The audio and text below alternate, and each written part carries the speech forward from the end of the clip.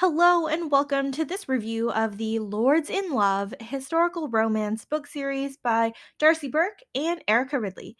I'm Olivia, your favorite resource for book recommendations you can easily screenshot. You're watching Random Olive Reads. First up, we have Beguiling the Duke. So, a duke's carriage loses a wheel in a small village, and he takes shelter in the small village of Merrywell.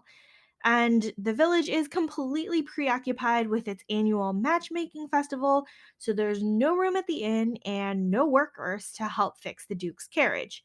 The local squire provides shelter for the week, and the Duke grows closer to the squire's daughter. Sadie has been maintaining her father's home and taking care of her four brothers for years and hopes that this year's festival will prove fruitful for her own marriage prospects. And this time, with the Duke at her side, she's actually getting the attention she deserves. But of course, Sadie and the Duke are finding themselves drawn to each other instead. This one is relatively low on the angst and heartache scale and a delightful read. Next is Taming the Rake by Erica Ridley. We have Gladys, who is a wallflower at the matchmaking festival for the fourth time and needs to find a marriage match before her dowry is given to her delightful younger sister. She finds herself kissed in a garden and expects a proposal from the handsome gentleman, but he never shows up. And it turns out she was spotted in the disheveled state, so now she's publicly ruined. Her family cuts her off completely, and she has to survive on her own. 5 years later, she returns to Merrywell to find the man who ruined her and seek revenge. But he's a lot less rakish than he seemed before, and Gladys is at risk of falling in love. I really enjoyed Gladys's transformation from a shy wallflower to a confident woman and the development of her relationship with Reuben. Third is Romancing the Heiress by Darcy Burke. We have Leah, who is back in Merrywell for the annual matchmaking festival as a companion to a young debutante in search of a husband. Of course, Leah is still enamored with her childhood friend Phineas, who is considering marrying an heiress to save his secretly impoverished estate. This one is another relatively quick read with somewhat tragic backstories for everyone involved. Leah had an abusive childhood, so she was desperate to escape the village of Merrywell, and Finn had a gambling father who left the estate in dire financial condition. And even the young debutante that we're not typically concerned with has an overbearing and managing mother. Luckily, the attraction between Leah and Finn was a delight to read, and their shared history made for a much stronger connection. We do get to see the couple from book one of the series again for the festival. The fourth book in the series is Defying the Earl by Erica Ridley. Now, Titus is the grumpiest Earl you ever did meet, who normally eschews all social niceties and events. He is tasked by his godmother to take on a 20-year-old ward and comes to the festival to meet her. But before he can do that, he is kissing a stranger behind the potted plants at the assembly and then is shocked to realize that he has kissed his ward, Matilda. Now, she is recently out of mourning from her parents.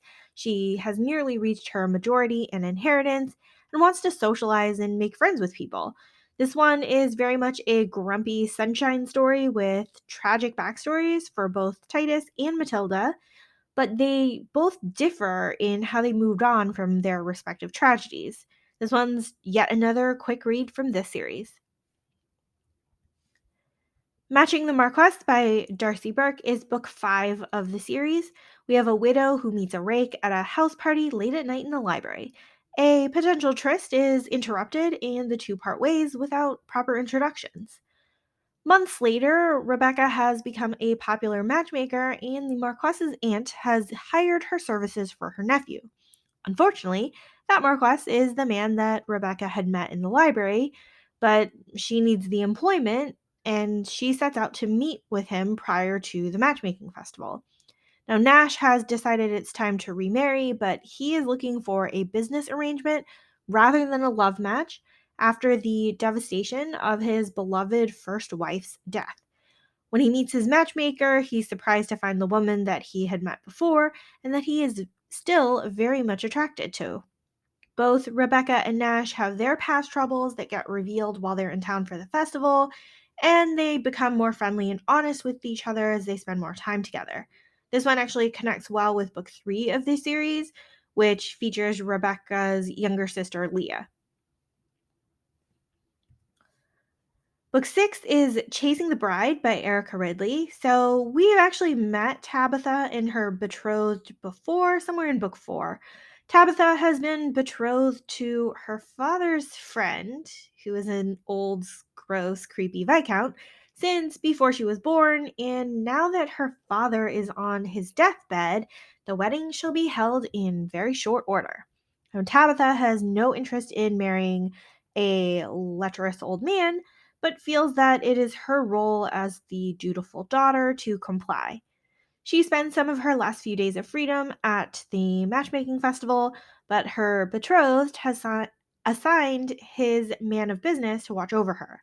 Now, Hudson has worked for the old Viscount for years and has been unwisely pining for Tabitha despite being at a much lower social standing. While he is competent at his assigned task, he is dreading the day when Tabitha must submit to the marriage to the creepy old Viscount. And when she's spending time with Hudson, Tabitha realizes true joy and laughter and companionship, making her dread her looming marriage even more. She ultimately runs out from her wedding day, hoping to forestall her fate for just a little bit longer. Hudson eventually catches up to her, and she convinces him to spend a week with her before she has to meet her doom again, even though his main job is to bring her back to his employer. This book was actually really fun to read, with the two people easily falling in love, but being kept apart due to external circumstances. Undressing the Duke by Erica Ridley is book 7 and the final book of the series. Now, if you're talking unrequited pining, let's call it 20 years of close contact and lots of pining. Donovan is being pressured by his mother to fulfill his ducal duties and marry a young lady and sire an heir. Well, he has no interest in doing so and really only has the eyes of his valet of 20 years, Jeffrey. Knowing that he does not want to be lusting after his valet when a wife is in residence, he dismisses Jeffrey as his valet. However, Donovan and Jeffrey must first make a visit to the Merrywell Matchmaking Festival so that Donovan can select a bride.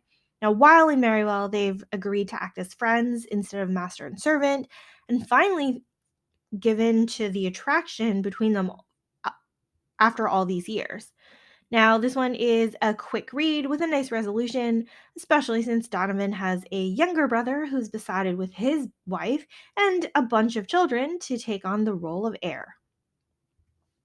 So this was a fun series with shorter reads, all revolving around the same small town matchmaking festival.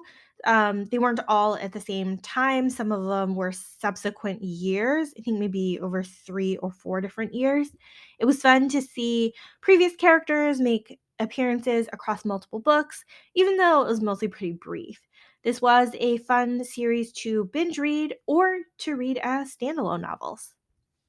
Thank you so much for watching this video. Links to all of these books are in the description box. Like and subscribe so you don't miss future videos, and you can follow me on Instagram at randomolive.